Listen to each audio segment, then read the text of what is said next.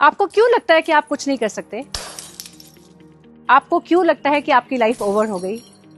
आपको क्यों लगता है कि अब जिंदगी में कुछ बाकी नहीं रहा? और आपको क्यों लगता है कि अब बच्चे बड़े हो गए, अब मेरे पास कुछ नहीं रहा करने को? You are wrong. I had a dream of walking on ramp. I had a dream of walking on high heels. I had a dream of getting my makeup done. ये सपना मैंने अपना पूरा किया है और इसी तरीके से ऐसी बहुत सारी लेडीज हैं जिनका ये सपना पूरा हो रहा है। अगर उन सबका सपना पूरा हो सकता है तो आपका भी ये सपना पूरा हो सकता है। Does not matter what your height is. Does not matter what your age is. Does not matter what your weight is. If so many women in my BG pageants can do that, if I can do that, you can do that too. It's your life. जी लो अपनी जिंदगी. Otherwise, leave it or live it. It's your choice.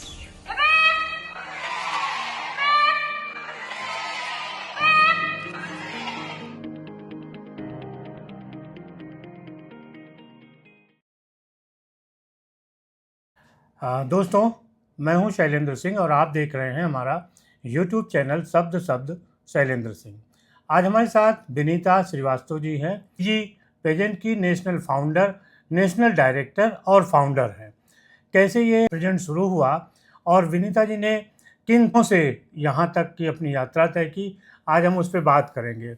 Vinita ji, सबसे पहले तो आपको बहुत बहुत बधाई। Thank you. आप लखनऊ में इसका हिस्सा एक पार्ट लेके आई हैं, उस पर भी हम बात करेंगे, लेकिन थोड़ा अपने बारे में बताइए, कैसे आपने इस मीडिया लाइन में कदम रखे थे शादी के इतने दिन बाद?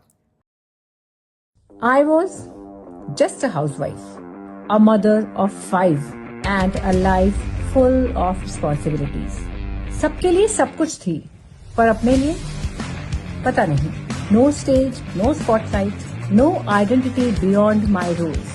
Somewhere along the way, I lost who I truly was.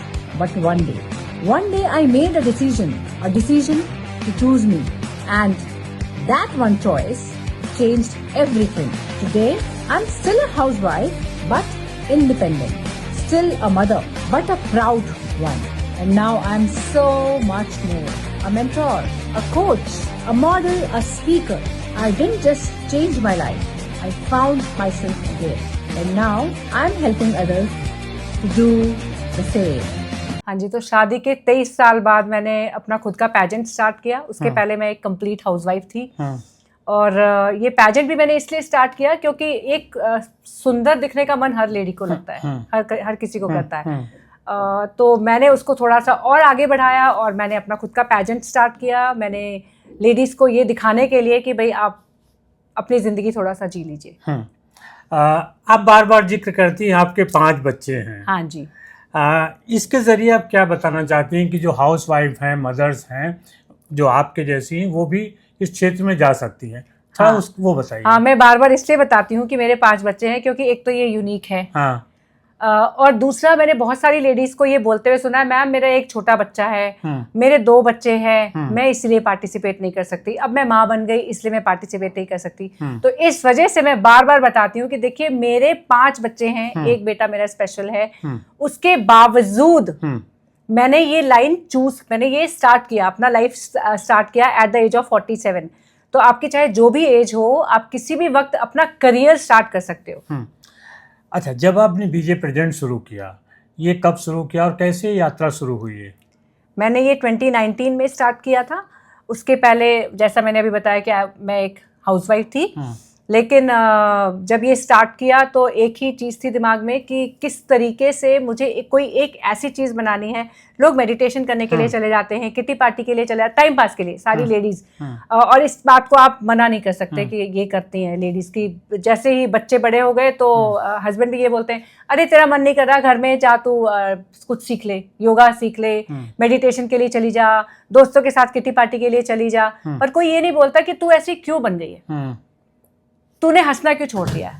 तो जब मैंने ये पैजेंट स्टार्ट किया तो मेरा एक ही फोकस था कि मुझे उन लेडीज को ये बताना है कि किस तरीके से आप अपनी लाइफ में और करियर बना सकते हो। अच्छा। मैं ऐसा नहीं है कि मैं पढ़ी लिखी नहीं थी, और हम सब लोग पढ़े लिखे होते हैं, उसके बावजूद मुझे नहीं पता था कि घर से बाहर जाके खुद धनिया कैसे लेके आना है। अच्छा, और फिर आपने इतनी बड़ी संस्था शुरू की। हाँ जी।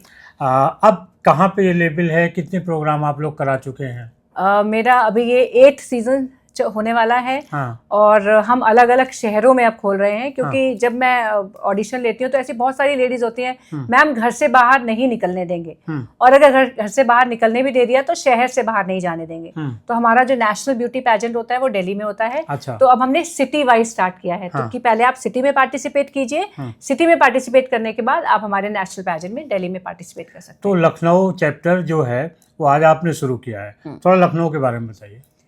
लखनऊ तो वैसे भी नवाबों का शहर है, और ग्रेस पे यहाँ पर तो एक रिक्शा वाला भी आप करके बात करता है, आप जनाब करके बात करता है। तो लखनऊ की लेडीज के अंदर जो ये ग्रेस छुपा हुआ है उसको निकालने के लिए लखनऊ की लेडीज लखनऊ में पार्टिसिपेट करें पहले। अच्छा, कुछ और चीज़ें जो आप महिलाओं के लिए कहना चाहती हैं कि ब्यूटी पेजेंट में कैसे हिस्सा लें, क्योंकि बहुत हिचक होती है, घर परिवार समाज सबको लगता है कि ये ब्यूटी पेजेंट है, यहाँ बिकनी होगी, ऐसे सूट होंगे वैसे होंगे, ये तमाम मिथक है। थोड़ा उसके बारे में बताइए। ये मिथक सबसे पहले आते हैं हस्बैंड्स के दिमाग में, क्योंकि एक्चुअली में हस्बैंड्स प्यार बहुत करते हैं अपनी वाइफ से। ऐसा नहीं कि प्यार नहीं करते। मैंने बहुत सारे हस्बैंड्स को देखा है, छोटे छोटे बच्चों को गोद में लेके चल रहे हैं, स्कूल छोड़ने के लिए जा रहे हैं, और वाइफ्स की हेल्प कर रहे हैं किचन में, लेकिन वो कभी ये नहीं पूछते कि तेरा क्या मन कर रहा है। तो जब मैंने ये और ये केवल ब्यूटी पैजेंट में पार्टिसिपेट करने के लिए मैं आपको नहीं कह रही हूँ, मैं आपको बोल रही हूँ आप अपने बारे में सोचो, आपके अंदर क्या अच्छा है, आप क्या करना चाहते हो, कुछ एक बार ना सोचो बैठ के, थोड़ी देर अपने आप को टाइम दो कि मैं क्या करना चाहती हूँ, मुझे क्या पसंद है। और उसके बाद जब आपको आइडियाज आने शुरू हो जाए तो उस पर बात करो अपने हस्बैंड से कि भाई मुझे ये काम करना है, मैं ये काम करना चाहती हूँ। क्योंकि ना हम लोग अपने ऊपर इन्वेस्टमेंट नहीं करते। एक नर्सरी क्लास के बच्चे का एडमिशन कराने के लिए हम लाखों रुपए दे देते हैं नर्सरी क्लास में एडमिशन करवाने के लिए। वहीं पर जब अपनी बारी आती है तो आप मैक्सिमम टू मैक्सिमम आप साड़ी खरीद लोगे, आप कुछ मेकअप का सामान खरीद लोगे, वो भी साल में 2 बार, एनिवर्सरी आती है, करवा चौथ आता है, उस पर भी बहुत कुछ सुनने को मिलता है कि हर करवा चौथ पे तो इनको साड़ी खरीदनी है। क्यों नहीं खरीदनी साड़ी उसको हर करवा चौथ पे? तो 2 ही चीजें तो आती है, बर्थडे आता है, करवा चौथ आता है, उस पर भी आप उनको बोलते हो। तो और फिर मैंने ये भी देखा है कि लेडीज चुप रह जाती हैं बहुत सारी चीजों में। खाना बना, अगर उन अपनी पसंद का खाना बना लिया बाई चांस, जो हस्बैंड को पसंद नहीं आया, तो उसमें भी उनको सुनना पड़ता है। तो अब समय आ गया है, क्योंकि जिंदगी जीने का तो सबको हक है। अच्छा, एक जो बड़ा आरोप लगता है कि एक्सप्लॉयटेशन बहुत है इस लाइन में। हाँ, जो अभी आपने पूछा कि ये ड्रेसेस किस तरह का पहनते हैं, तो और मैंने बोला कि ये बेसिकली जेंट्स के दिमाग में आता है। एक्चुअली में ऐसा कुछ भी नहीं है। Glamour does not mean wearing bikini. Glamour का ये मतलब नहीं है। ग्लैमर का ये मतलब नहीं है कि वो अपने आप को शो ऑफ कर रही है। ग्लैमर का यहाँ पर मतलब है एक लेडी के लिए, एक वुमेन के लिए, कि वो किस तरीके से हिम्मत करके एक जगह पे जाके वॉक कर रही है, जहां पर उसके लिए लोग तालियां बजा रहे हैं, जहां पर बच्चे अपनी मम्मी को देख के रो रहे हैं कि वाह मेरी मम्मी वॉक कर रही है, जहां पर हस्बैंड अपने ऐसे करके देख रहा है, अच्छा ये कितनी अच्छी भी लग सकती है। तो ये सारी चीजें एक पैजेंट में ही हो सकती है। अच्छा, जो लखनऊ पैजेंट शुरू किया आपने, किन लोगों की जिम्मेदारी है, क्या इसमें होगा, थोड़ा बता दीजिए। तो लखनऊ में हमारी क्वीन जिन्होंने 2025 में विन किया था, मीनाक्षी वत्स, उन्होंने यहाँ का चैप्टर स्टार्ट किया है कि मैम, उसने बोला कि मैम मुझे यहाँ पर स्टार्ट करना है। तो एक तो ये बहुत बड़ी चीज़ है कि उन्होंने अपने ऊपर ट्रस्ट किया, उनके फैमिली मेंबर्स ने भी ट्रस्ट किया कि ये कर सकती है। तो ये एक नया फील्ड है उनके लिए भी, बट उसके पहले उन्होंने अपने आप को तैयार किया। उन्होंने पैजेंट में पार्टिसिपेट किया और उसके बाद अब वो लखनऊ का चैप्टर उन्होंने स्टार्ट किया है। तो मीनाक्षी और खुशबू दोनों बहनें हैं जिन्होंने मिलकर ये स्टार्ट किया। एक जो लास्ट सवाल लगभग दर्शकों के मन में होगा कि आप 5 बच्चे हैं, इतने सारे काम, इन सबको कैसे मैनेज करती हैं, खासतौर से बच्चों के साथ इस काम को करना? जब आप खुश होते हैं ना, तब आप कुछ भी कर सकते हैं। अब मैं खुशी खुशी झाड़ू लगा सकती हूँ। पहले मैं दुखी होके झाड़ू लगाती थी कि क्या यार यही काम रह गया मुझे करने को। हाँ। लेकिन अब मैं हर काम खुशी खुशी कर सकती हूँ, क्योंकि मुझे पता है कि मुझे जो मैं कर रही हूँ, लाइक जो पैजेंट रन कर रही हूँ, जो लेडीज से मैं बात कर रही हूँ, उसमें मुझे खुशी मिल रही है। उसके साथ साथ आप वाइफ पे हो, मैं ये नहीं कहूंगी कि मैं हाउसवाइफ नहीं हूँ, मैं हाउसवाइफ भी हूँ, बच्चे भी हैं, बच्चों को भी देखना है, पर उसके अलावा एक जो खुद की आइडेंटिटी बन गई है ना कि हाँ ये भी कर सकती है। अच्छा। तो इसमें करने में खुशी मिल रही है। अब ऐसी बहुत सारी लेडीज होती है जो वर्किंग वुमेन होती है, तो 9 to 5 जॉब करती हैं, सुबह नाश्ता बना के जाती हैं कि दोपहर को एक घर में सबको खाना मिल जाए, रात को आके फिर खाना बनाती है। वो एक ही चक्कर में, वो बोलते हैं ना चक्की पीसिंग एंड पीसिंग वो कर रही है। लेकिन पैजेंट में पार्टिसिपेट करने के बाद उनको अपनी खुद की वैल्यू पता चलती है। अच्छा, कुछ और आपकी हॉबीज हैं? हाँ, मुझे गाना पसंद है, डांस करना पसंद है। गाना कभी सीखा नहीं, अच्छा, डांस करना आता नहीं, पर पसंद है। ड्राइंग करना पसंद है, हाँ। खाना बनाना भी पसंद है, हाँ। है ना, घर की सफाई रखना भी पसंद है। तो हम केवल एक ही चीज में क्यों करके रह जाते हैं कि इसको तो कुछ भी नहीं आता। आता बहुत कुछ है, लेकिन अब मैं वो सारा चीज कर रही हूँ जो मुझे पसंद है। आपके फादर आर्मी में, एयरफोर्स में हाँ थे। जी, हाँ जी। तो उनका आपके जीवन पे जो प्रभाव पड़ा और अब वो कैसे आपको आगे काम दे रहा है? उन्होंने, मेरे पापा एयरफोर्स में थे और बहुत डिसिप्लिन्ड थे। अब वो डिसिप्लिन, उस वक्त तो शायद मैं कहती थी कि पापा बहुत ज़्यादा स्ट्रिक्ट हैं, लेकिन अब मैं ये कहूँगी कि वो जो डिसिप्लिन था जो उन्होंने सिखाया, अब वो डिसिप्लिन मेरी लाइफ में मुझे आगे बढ़ा रहा है। और आजकल की बेटियों को आगे बढ़ाने में पापा, फादर्स का बड़ा रोल है। हाँ। कैसे आप इस बदलते समाज को देखती हैं? मैं ये नहीं कहूँगी कि केवल फादर का ही रोल है, मदर का भी रोल है। मदर का तो पहले भी होता था। हाँ, नहीं, हाँ, आजकल फादर्स ज़्यादा ध्यान देते हैं। तो बदलता समाज नहीं है, पहले भी फादर्स, उनका अपनी अपब्रिंगिंग होती थी फादर्स की, अपने तरीके से सोचते थे कि लड़की को घर से बाहर नहीं निकलना चाहिए। मैं भी जीन्स नहीं पहनती थी, शादी से पहले बिल्कुल जीन्स पहनना अलाउड नहीं था, शादी से पहले बिल्कुल भी मुझे बाल कटवाना अलाउड नहीं था, मेकअप करना अलाउड नहीं था, जो कि मुझे बहुत अच्छा लगता था, शीशे में देखना अच्छा लगता था मुझे अपने आप को, लेकिन वो अलाउड नहीं था मुझे। तो पर आजकल के पेरेंट्स कर रहे हैं, सपोर्ट कर रहे हैं, पर फिर भी सब लोग नहीं कर रहे। अभी भी जो माइंडसेट है वो चेंज नहीं हुआ है।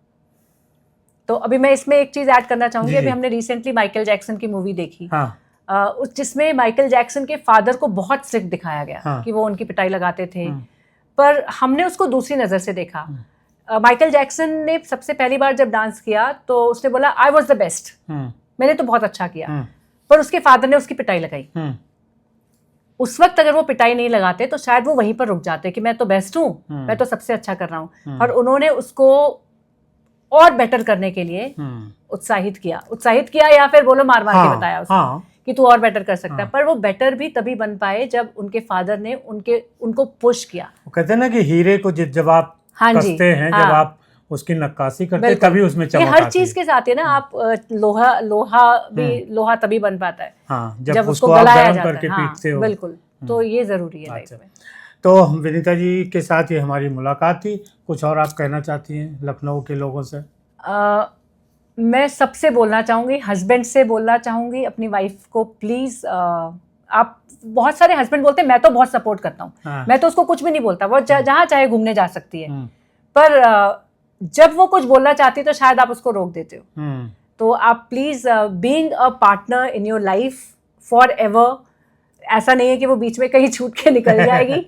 She is there with you forever. और वाइफ को भी मैं बोलूँगी और husband is there with you forever. तो प्लीज़ पार्टनर को पार्टनर के तरीके से अपने प्रॉब्लम्स बताएं, अपने बारे में बताएं, क्या करना चाहते हो ये बताएं। और अगर वो पार्टिसिपेट करना चाह रही है पैजेंट में, तो इसका ये मतलब नहीं है कि वो बिगड़ जाएगी, है ना, कि अरे इसको तो मेकअप करने की आदत हो गई है। उसको जीना सिखाने के लिए जो उसने बहुत पहले छोड़ दिया है, और ये आप भी नोटिस करो।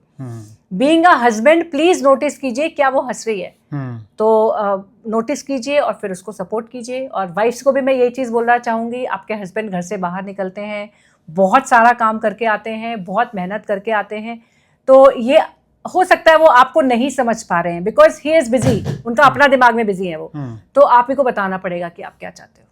तो बहुत शुक्रिया, थैंक यू और बहुत बधाई आपको कि आपका लखनऊ प्रेजेंट सक्सेस हो। Thank you. और दोस्तों आपका भी बहुत शुक्रिया कि आप इतने लंबे समय तक हम लोगों के साथ बने रहे। धन्यवाद। Thank you. और अगर आप कुछ पूछना चाहते हैं, आप पार्टिसिपेट करना चाहते हैं, कुछ पूछना चाहते हैं, तो आप कमेंट सेक्शन में जाके चैट में लिख सकते हैं। We will answer your questions. और आप इंस्टाग्राम पे भी फॉलो कर सकते हैं। हाँ जी, इंस्टाग्राम पे भी फॉलो कर सकते हैं। मेरा बिनीता श्रीवास्तव ऑफिशियल है। आप बिनीता, बी फॉर बॉम्बे, आप ढूंढेंगे तो आपको मैं मिल जाऊंगी। And I am very lucky कि अब मैं गूगल पर भी हूँ। अच्छा, तो आप कहीं भी बिनीता जी को ढूंढेंगे तो आप मिल जाएंगे वो। हाँ, धन्यवाद एक बार थैंक यू फिर सो से। मच। Thank you.